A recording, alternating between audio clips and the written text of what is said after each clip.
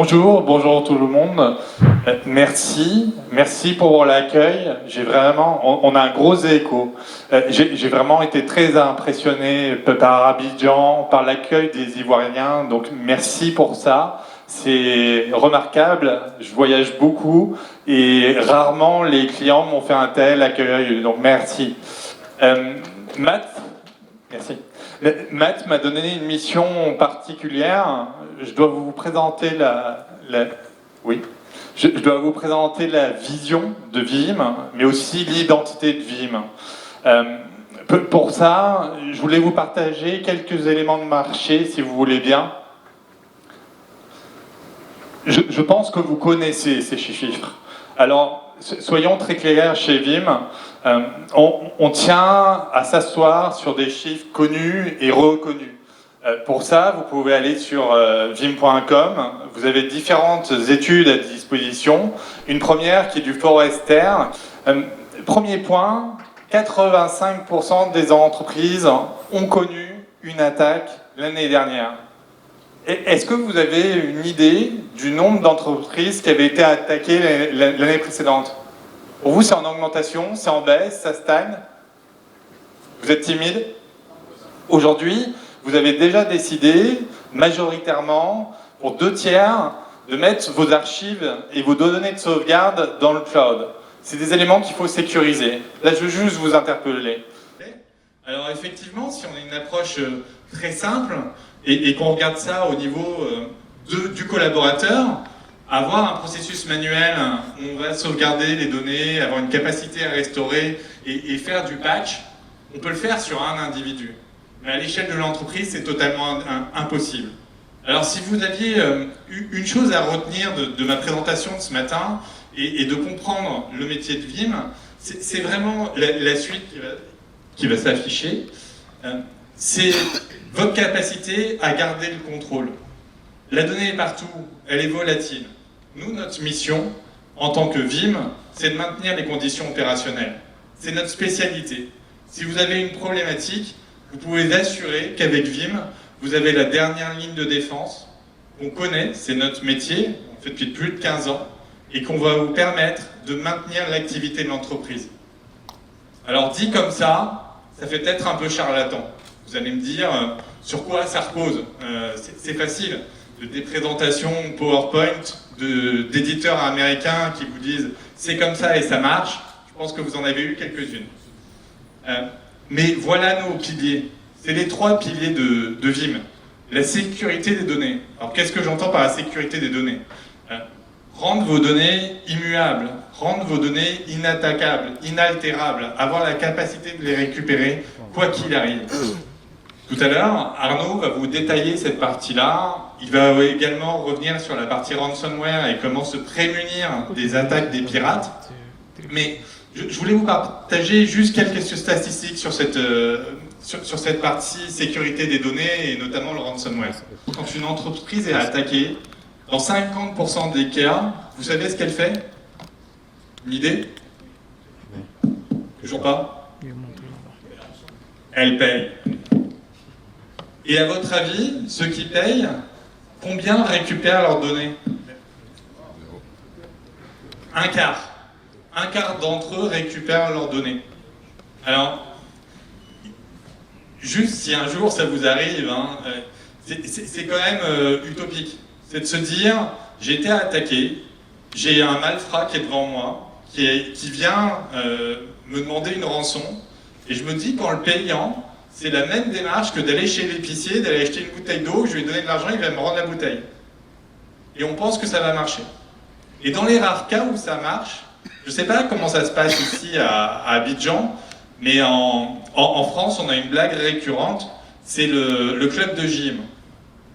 Si, comme tous ici, là, je vois beaucoup d'hommes très sveltes et musclés, vous êtes inscrits au club de gym, on sait tous comment ça marche.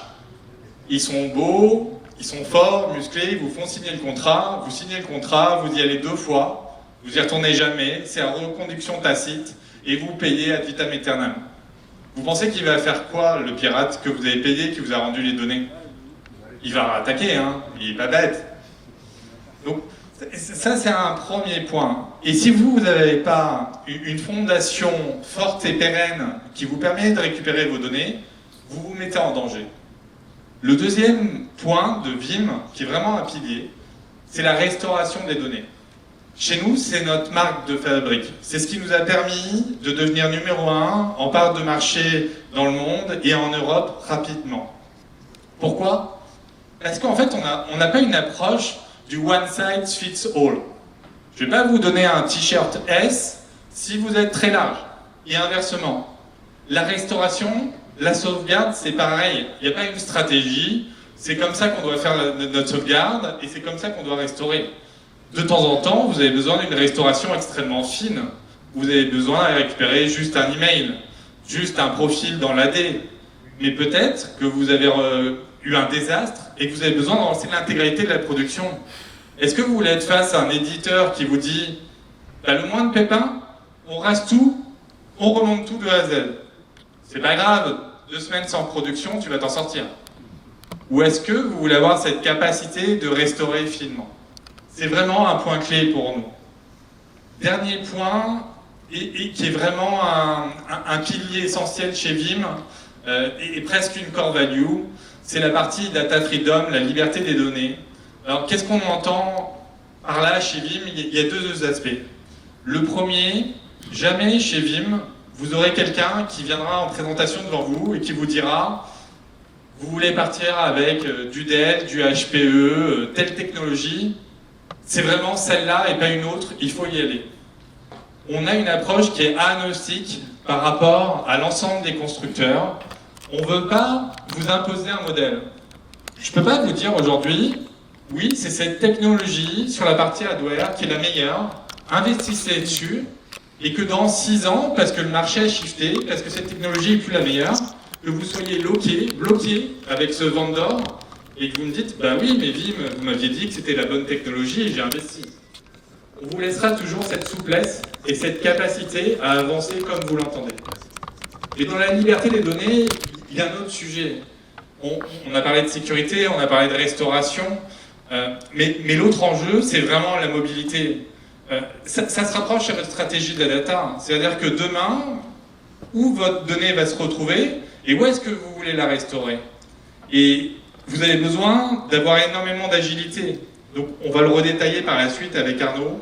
Et voilà, c'était vraiment les 3 points clés qui sont importants et primordiaux dans l'approche de Vim. Alors au niveau des offres, et si on reste sur la mobilité, on a bien sûr l'aspect, alors on appelle ça XaaS, mais quel que soit l'endroit, on vous donne la capacité de pouvoir restaurer, protéger vos données, que ce soit dans des environnements SaaS, que ce soit dans des environnements IaaS, dans des environnements DRaaS, on vous donne cette souplesse. C'est la vraie spécificité de la plateforme Vim et de ce qu'on vous offre aujourd'hui. On va le détailler aussi un peu plus tard.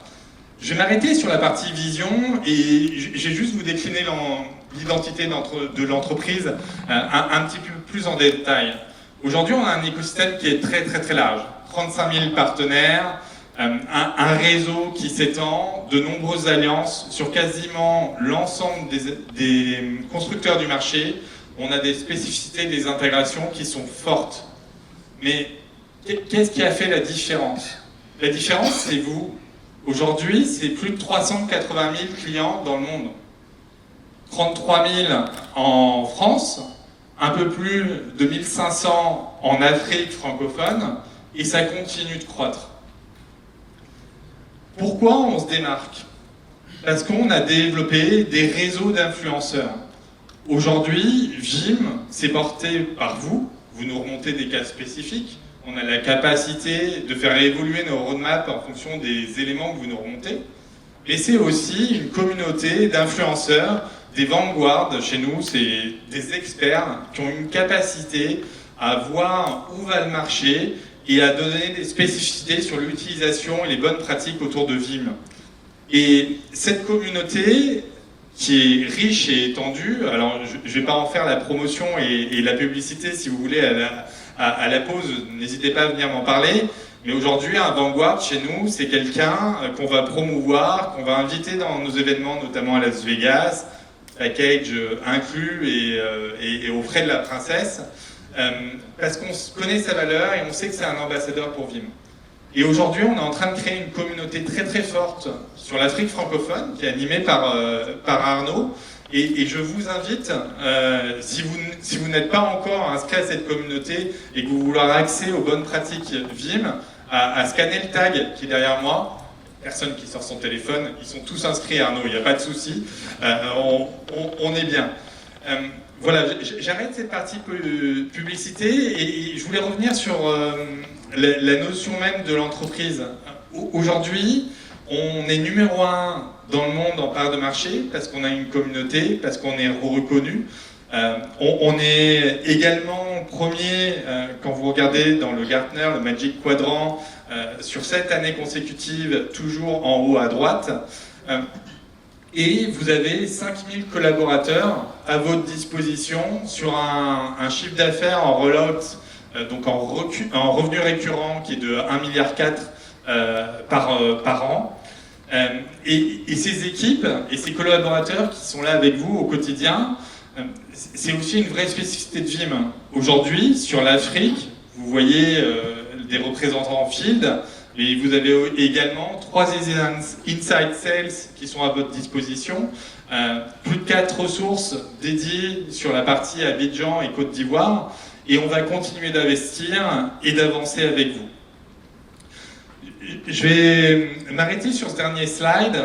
C'est la croissance de Vim. C'est notre capacité à avoir disrupté le marché, désolé pour cet anglicisme, et à avoir vraiment réussi à bouger la concurrence. Pourquoi? Parce qu'aujourd'hui, sur la virtualisation, on est reconnu comme étant le meilleur, de façon indiscutable. Vous pouvez aller parler avec le Gartner, avec le Forrester, avec IDC.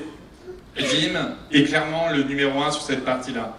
Mais pourquoi on continue de progresser? Parce qu'on met à disposition une plateforme. On ne s'arrête pas uniquement aux environnements virtuels, aux environnements physiques. On attaque les environnements SaaS, Salesforce, Office 365. On va au-delà sur la partie containerisation, qui est vraiment la nouvelle révolution qu'on va connaître d'ici 5-6 ans, avec un produit qui castène autour des environnements Kubernetes. Et on a cette volonté de vous donner une plateforme multiple, accessible, et qui vous permet de vous maintenir. Voilà pourquoi nous sommes numéro 1, et nous sommes numéro 1 grâce à vous, grâce à la communauté que vous formez, grâce à l'ensemble des cas que vous nous remontez, grâce à vous, vous challengez tous les jours nos équipes support, qui normalement sont très réactives, et c'est en continuant à nous donner toutes ces informations qu'on pourra maintenir votre activité et vos conditions opérationnelles de façon optimale. Je vous remercie beaucoup pour votre temps et votre attention, et je vous souhaite un très bon Vim Unplugged. Merci. Merci Philippe.